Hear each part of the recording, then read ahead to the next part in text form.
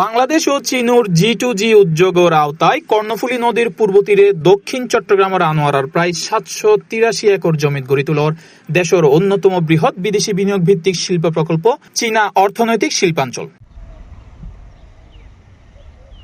দীর্ঘ এক যুগের প্রতীক্ষার পর অবশেষে সোমবার 27 জুলাই ভিত্তিপ্রস্তর স্থাপনের মধ্য দিয়ে খুলের এই অর্থনৈতিক স্বপ্নদুয়ার। $500 মিলিয়ন বিনিয়োগের সম্ভাবনাময় এই অর্থনৈতিক অঞ্চলের উদ্বোধনের মধ্য দিয়ে পুরো দক্ষিণ চট্টগ্রাম সূচিত হইব সম্ভাবনার এক নতুন দিগন্ত। চট্টগ্রাম বিমানবন্দর, চট্টগ্রাম বন্দর, কর্ণফুলী টানেল ও অর্থনৈতিক অঞ্চল ঘিরে সাবেক প্রধানমন্ত্রী বেগম খালেদা জিয়ার ঘোষিত সেই বাণিজ্যিক রাজধানীর স্বপ্ন পূর্ণতা পাইব। এছাড়া প্রত্যক্ষ ও পরোক্ষভাবে লক্ষাধিক মানুষের কর্মসংস্থান সৃষ্টি, রপ্তানিমুখী শিল্পের সম্প্রসারণ এবং চট্টগ্রামের আধুনিক শিল্প ও লজিস্টিক হাব হিসেবে গড়ে তুলিবের নতুন সম্ভাবনা সৃষ্টি হইব।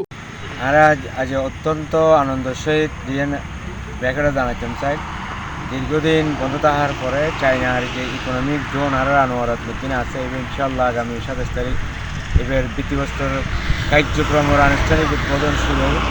তো এই উপলক্ষে জিএনআর মেসেজ আমার মানুষের আছে, সারা দেশের মানুষের আছে। বর্তমান সরকার বিএনপি সরকার জনাব তারেক রহমানের যে সরকারের যে লক্ষ্য উদ্দেশ্য বাংলাদেশের কোটি কোটি বেকারের কর্মসংস্থান সৃষ্টির লক্ষ্যে যে কর্মযজ্ঞ চলমান আছে এই যোগ্য বিশাল ভূমিকা রাখিব এই চায়না ইকোনমিক জোন।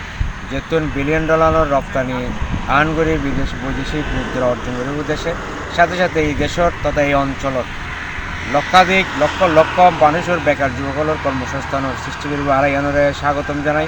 এর আগে প্রধানমন্ত্রী তারেক রহমানের চীন সফরের সময় চীনা ব্যবসায়ী অকল সে দেশত বিনিয়োগের উদ্ধৃতর বিশাল অঙ্কর বিনিয়োগের একটা অংশ বাংলাদেশের বিনিয়োগের প্রতিশ্রুতি দিল। তারই ধারাবাহিকতায় প্রধানমন্ত্রী দেশতাইবের পর 16 জুন জাতীয় অর্থনৈতিক পরিষদ একনেকত চীনা অর্থনৈতিক অঞ্চল প্রকল্প অনুমোদন দিয়া হইব।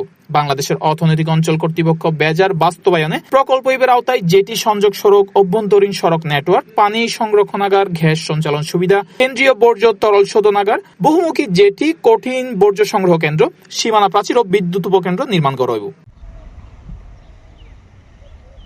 এই প্রকল্পের প্রাকল্পিত ব্যয় ধরা হয় 4189 কোটি টিয়া, যার মধ্যে 1722 কোটি টিয়া সরকার বহন করিব এবং বাকি 2467 কোটি টিয়া বৈদেশিক ঋণের মাধ্যমে অর্থায়ন করা হইব। চীনের এক্সপোর্ট ইম্পোর্ট ব্যাংকের প্রেফারেন্সিয়াল বায়ার্স ক্রেডিট সুবিধার আওতায় এই অর্থায়নের প্রস্তাব করা হয়। অনুষ্ঠানত প্রধান অতিথি হিসেবে উপস্থিত থাকিব অর্থ ও পরিকল্পনা মন্ত্রী আমির খসরু মাহমুদ চৌধুরী। বিশেষ অতিথি থাকিব স্বরাষ্ট্রমন্ত্রী সালাউদ্দিন আহমেদ। এছাড়া বাংলাদেশ ও চীনে নিযুক্ত রাষ্ট্রদূত, চায়না রোড এন্ড ব্রিজ কর্পোরেশনের প্রেসিডেন্ট, বাংলাদেশ অর্থনৈতিক অঞ্চল কর্তৃপক্ষের নির্বাহী চেয়ারম্যান সহ সরকারের ঊর্ধ্বতন কর্মকর্তা সকল উপস্থিত থাকিব। C+ TV, Chittagong.